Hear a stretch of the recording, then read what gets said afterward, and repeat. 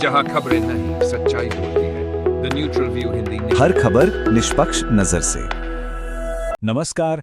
आज हम बात कर रहे हैं भारत की चुनावी प्रक्रिया के बारे में और उस पर लगे कुछ बेहद संगीन आरोपों की। एक ऐसा विवाद जिसने पूरे देश की सियासत में हलचल मचा दी है और आज हम इसी की तह तक जाएंगे। स्क्रीन पर ये जो नंबर दिख रहा है 25 लाख, ये सिर्फ एक नंबर नहीं है। यही वो आंकड़ा है जो एक बहुत बड़े सियासी भूचाल के सेंटर में है। दावा यह है कि इतने वोटों के साथ सीधे सीधे खिलवाड़ हुआ है। तो सवाल सीधा है, क्या ये सच में हो सकता है कि भारत के एक बड़े राज्य के चुनाव में 25 लाख वोट चोरी हो गए? ये एक ऐसा आरोप है जो सुनने में ही चौंका देता है। चलिए आज इसी को समझने की कोशिश करते हैं। तो चलिए इस पूरी कहानी को ठीक से समझते हैं। सबसे पहले देखेंगे कि ये सनसनीखेज आरोप आखिर है क्या, फिर दावों की डिटेल्स में जाएंगे। इसके बाद देखेंगे कि इस पर ऑफिशियल जवाब क्या आया और आखिर में बात करेंगे कि ये पूरा मामला हमारे लोकतंत्र के लिए इतना अहम क्यों है। तो सीन कुछ ऐसा है। तारीख है 5 नवंबर 2025। दिल्ली में कांग्रेस का हेडक्वार्टर। राहुल गांधी एक प्रेस कॉन्फ्रेंस करते हैं और कुछ ऐसे दावे करते हैं जिसने सियासी गलियारों में एक तरह का तूफान ला दिया। अच्छा, इन आरोपों को समझने से पहले एक चीज समझनी बहुत जरूरी है। ये टर्म इलेक्टोरल रोल इर्रेगुलरिटीज।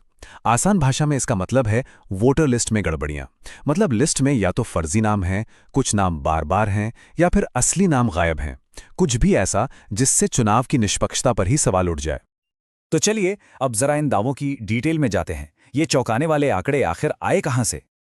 तो ये 25 लाख का आंकड़ा बना कैसे? देखिए, आरोप के मुताबिक इसमें 5.21 लाख डुप्लीकेट वोटर्स थे, यानी एक ही आदमी का नाम कई जगह।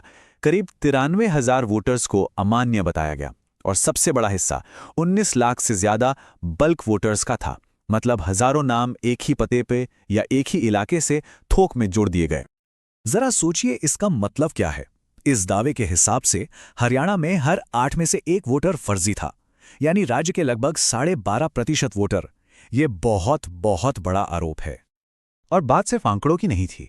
कुछ ऐसे उदाहरण भी सामने रखे गए जो सुनने में यकीन करने लायक नहीं लगते।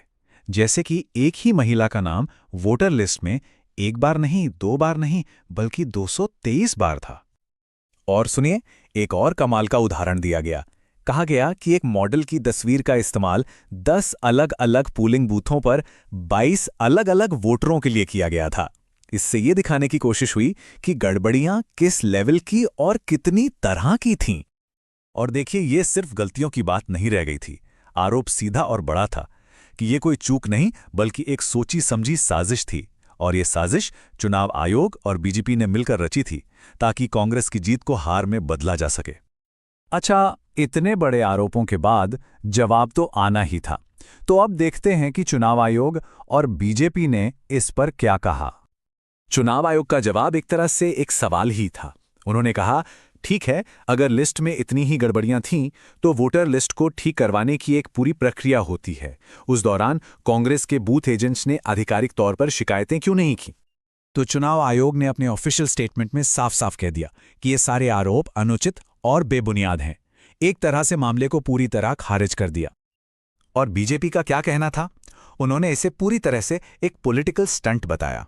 उनका कहना था कि ये दावे गलत, बेमतलब और बस राजनीति से प्रेरित हैं। तो ये तो हो गई आरोप और जवाब की बात।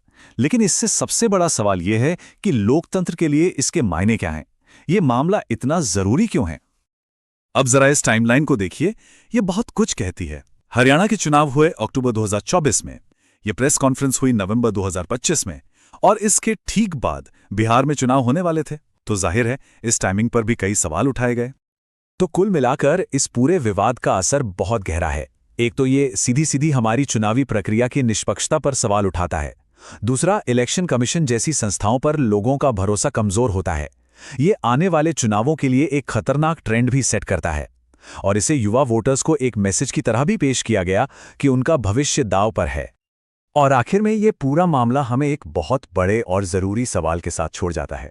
आज के दौर में जब पॉलिटिक्स में इतनी ज्यादा खेमेबाजी हैं, तो हम अपनी चुनावी प्रक्रिया पर भरोसा कैसे बनाए रखें और उसे और मजबूत कैसे करें?